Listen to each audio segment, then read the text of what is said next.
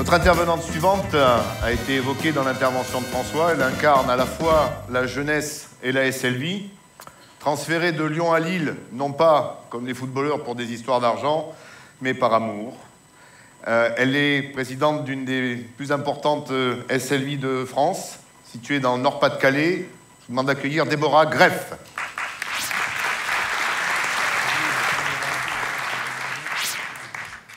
Bonsoir à tous. Alors moi, c'est quand j'avais 12 ans en fait, que je me suis rendu compte que j'étais privilégiée. Pas parce que mes parents étaient plus riches, mais parce que moi, je revenais d'un centre de vacances. Je revenais de la mer, exactement. Et mes copains de quartier, eux, avaient voyagé du vent de la place de la mairie au vent du square, en passant par le terrain de foot. Moi, j'étais bénéficiaire de la CCS, et pas eux. C'est en racontant mes 3 semaines de vacances que je me suis posé tout un tas de questions. Pourquoi mon frère, mes parents et moi partions aussi souvent en vacances?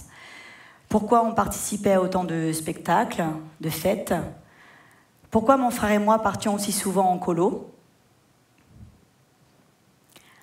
C'est à ce moment-là, je pense, que j'ai eu ma première démarche de prise de conscience. Est-ce que c'est nous qui avions de la chance? Est-ce que c'est eux qui n'en avaient pas? En tout cas, ça m'a fait ça quand j'ai rencontré la CCS pour la première fois. Et je me suis dit que quand je serai grande, je voudrais faire ça. Alors je me retrouve 20 ans plus tard, présidente de la SLV de Lille, près de 10 000 bénéficiaires.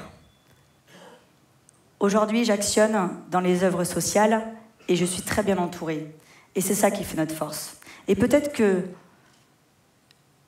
je ne serais pas ici si je n'avais pas eu 12 ans comme ça. Je ne serais pas ici ce soir à la Géode avec vous pour célébrer le 50e anniversaire de la reprise en main des activités sociales par les salariés, par le personnel et les fédérations syndicales. Ces valeurs, les valeurs d'émancipation, de solidarité, de justice, de dignité, je les ai rencontrées pendant mon enfance. Et elles m'ont accompagnée tout au long de mon enfance. Et ces valeurs, on les voit naître tous les jours. Même si d'autres appellent ces valeurs l'utopie, nous, c'est notre réalité. Tous les jours, on voit naître ces valeurs au quotidien. Quand la CCS fait partir 33 000 enfants en vacances l'été dernier, c'est 33 000 départs vers l'éducation populaire. C'est une action forte d'émancipation. Ça a été la première intention du CCOS et la première action à l'après-guerre, permettre aux enfants d'électriciens et gaziers de partir en vacances, tous, ensemble, d'être conduits, d'être ramenés. Et aujourd'hui encore, à chaque départ en colonie, c'est une accumulation de tranches de vie énormes pour tous nos enfants qui y participent, mais également pour nous, les adultes qui les encadrent. Les convoyeurs, les directeurs, les animateurs, les assistants sanitaires, le personnel de service, le personnel de cuisine, tous portent un projet pédagogique au service de l'émancipation et de l'épanouissement de l'enfant. Mon engagement dans les accueils collectifs de mineurs me fait grandir tous les jours, m'a fait grandir jour par jour. À 12 ans, j'adorais partir en colo. À 20 ans, j'ai adoré encadrer. Et aujourd'hui, j'arrive pas à décrocher. Et en tant que parent, on ne peut que souligner tout le bénéfice du passage de nos enfants dans ces collectivités. J'ai forcément des souvenirs forts de mes encadrements, de mes colonies en tant que colon, mais également des souvenirs très forts en tant qu'animatrice. Et je précise au passage que je remercie la CCS au passage d'avoir participé activement à cette transition de colon à l'animation. Elle peut nous financer le BAFA, elle nous forme, elle nous demande en contrepartie de travailler 2 petites années pour elle. En gros, elle nous offre du boulot, en tout cas, elle nous permet de nous forger une expérience. C'est un petit peu le rêve pour tous ceux qui n'arrivent pas à décrocher. En 2013, c'est 1000 enfants de la SLV de Lille qui ont pris un départ vers l'éducation populaire. À chaque fois, à chaque arrivée sur les centres, ils vivent, ils existent, ils partagent et ils repartent forcément différents, et nous aussi d'ailleurs, collectif adulte, on est forcément différents. Et en parlant de départ, c'est souvent des départs très arrosés, de larmes. Je me souviens d'un séjour, on encadrait des enfants de 12 à 14 ans, Le dernier soir, après le repas, le dernier soir de la colo, tous les enfants sont revenus dans la salle de restauration avec des banderoles, avec des cartons, des pancartes, des slogans, et ils revendiquaient très clairement de rester quelques jours supplémentaires sur la colonie. Ils nous ont même menacés de séquestrer le directeur et le chef cuistot. Certainement une question de survie. Ça n'a pas de prix, ces retours-là. Nos enfants grandissent en colonie. La CCS ne permet pas seulement de faire partir des enfants en vacances. Elle crée du lien social. Et ça, c'est pas utopique. Ça, on le vit à chaque encadrement. Et nos enfants le vivent à chaque départ en colo. Mais alors attention, on est encadré par la CCS très jeune, on est encadré salarié, et aussi on est encadré par la CCS très vieux. C'est une action forte de solidarité.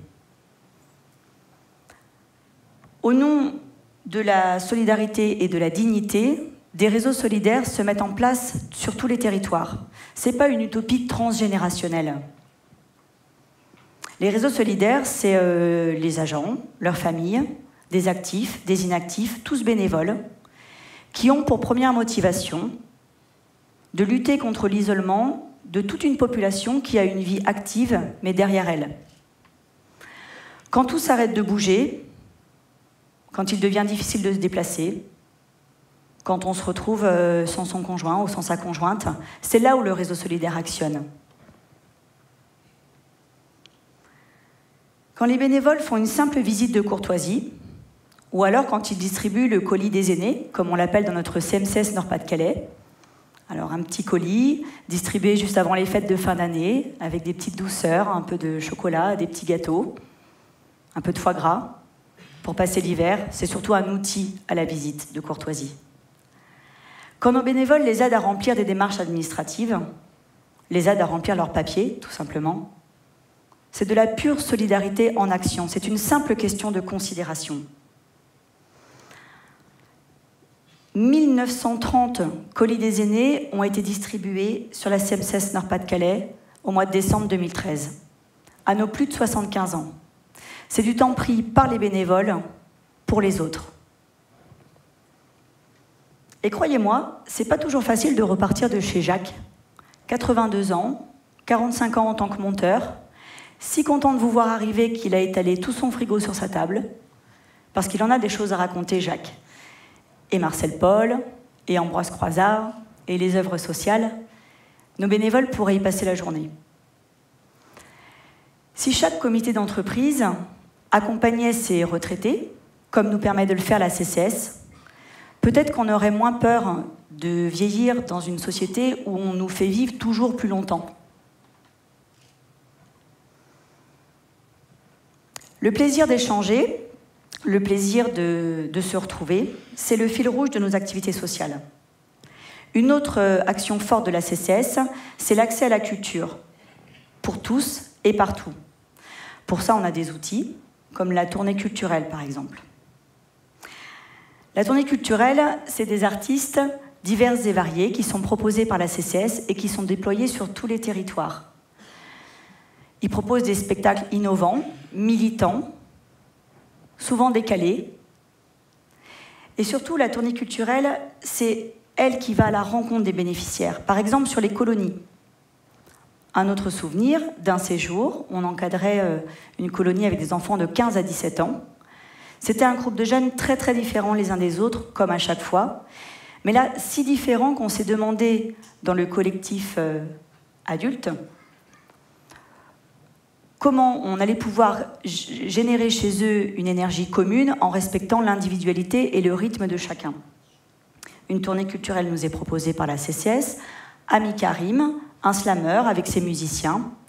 Les artistes étaient très accessibles, le spectacle était génial, leur texte était explosif. Les jeunes en ont reparlé longtemps ensuite, après, pendant toute la colonie. Ils ont appris pendant le repas qu'il y avait des jeunes musiciens qui n'avaient pas osé apporter leur instrument sur la colo. Et après le repas, après le spectacle, pardon, ils leur ont laissé la scène, ils leur ont laissé les instruments de musique et ensuite ils ont joué avec eux. Un super bœuf musical qui s'est offert à nous jusqu'au milieu de la nuit. même si nous respectons le rythme de sommeil des enfants. Et je pense que c'est à partir de là que nos ados ont vraiment créé le souvenir commun de leur colonie. Et c'est là où reprend tout l'outil, c'est là où l'outil culturel reprend toute sa dimension. Les tournées culturelles, elles vont également à la rencontre des salariés sur les lieux de travail. Nous venons de vivre le printemps des poètes, donc des artistes lecteurs, clameurs, conteurs, poètes, sur les restaurants d'entreprise, déployés sur tous les restaurants d'entreprise. C'est assez balèze de captiver le salarié pendant sa pause déjeuner, avec un texte ou des vers posés là, comme ça, entre le plat et le dessert. Et si ça marche, si le personnel y prend du plaisir, c'est là qu'il mesure toute la dimension de cette libération d'esprit, de se libérer, de s'évader de toutes nos idées et de nos actions téléguidées. Sur les restaurants CCAS de Douai et de Lille, c'est Manu Rabita qui a été notre printemps des poètes. C'est Manu Rabita qui nous a fait voyager pendant notre pause méridienne. Et c'est surtout Manu Rabita qui a réussi à embarquer avec lui Henri, un bénéficiaire, qui s'est mis à déclamer des textes lui aussi pour ses collègues. Ça n'a pas vraiment de définition, ces moments-là. Ça se passe comme ça sur le terrain. Nous allons ensuite vers les fêtes de la musique. Et dans notre volonté d'apporter toujours plus de culture en proximité sur les lieux de travail, eh bien à la CMCS Nord-Pas-de-Calais, ces fêtes de la musique se passent dans les agences, sur les lieux de travail, au milieu des camions bleus et au milieu des bureaux. L'idée, c'est que la section musique de la CMCS propose des groupes issus de cette section. Donc les groupes sont composés d'agents, de leurs familles, de leurs proches. Plusieurs groupes vont jouer sur plusieurs sites de travail pendant une pause méridienne qui sera du coup transformée en repas en commun. Et ces groupes jouent tous bénévolement. C'est du 100% partage. Dans notre CMCS, comme dans beaucoup d'autres CMCS, nous avons 42 clubs et sections d'activités de proximité. C'est autant de lieux d'échange et de vie pour permettre à nos bénéficiaires de vivre leur passion, d'en découvrir une nouvelle, ou tout simplement d'échanger et de vivre ensemble autour du loisir et de la culture. C'est pas utopique ça, c'est notre réalité. Ça demande de la volonté, ça demande de la ressource humaine, ça demande surtout l'envie de partager, je pense. La dimension d'être acteur, elle est vraiment au cœur de nos activités sociales. Et ça se passe comme ça sur le terrain, elle se traduit comme ça. Alors évidemment, il n'y a pas que la CMCS Nord-Pas-de-Calais ou la SLV de Lille. Nous sommes quoi? 600 000 bénéficiaires? C'est tout de même 1% de la population française à qui on peut faire vivre une utopie. Et sans se laisser bercer par les mots. La CCS, la CMCS, les SLV, ce ne sont pas que des beaux schémas ou des grands discours d'intention. C'est l'action permanente au creux de la vie quotidienne. L'émancipation, la solidarité, la justice, la dignité, l'épanouissement au travail. Qui connaît une seule personne bien intentionnée qui pourrait être contre ces possibilités d'action? Ce n'est pas faire preuve de sectarisme que de participer au bien-être et au plaisir. Par contre, développer ce modèle dans nos activités sociales, mais ailleurs également, c'est donner d'autant plus de pouvoir d'exister. Dans les industries électriques et gazières, tu peux être gestionnaire clientèle, technicien clientèle, exploitant, monteur, inactif un jour. Et tu peux être le jour suivant convoyeur, animateur, bénévole d'un réseau solidaire. Tu peux être également lecteur dans un restaurant d'entreprise et donc du coup très actif. Et c'est cette diversité qui participe activement à notre enrichissement personnel. Et c'est grâce à ces acteurs, les salariés, leurs familles, les professionnels qui nous entourent, les saisonniers qui nous accompagnent, que la CCS est toujours aussi vivante sur tous ces champs d'action.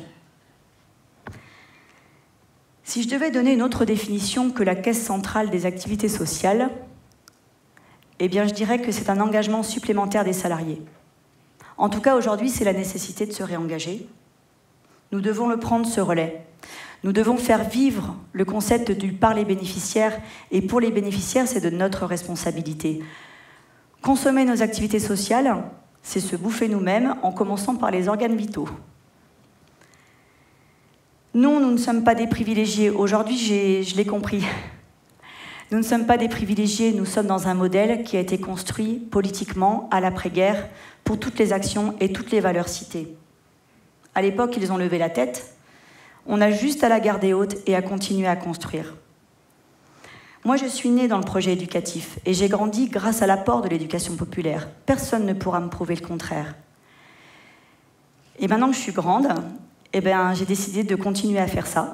Et encore plus, je me sens responsable de ça. Et je pense fermement que si on ne s'empare pas des actions de la CCAS, alors oui, là, on va retomber dans l'utopie. Je vous remercie.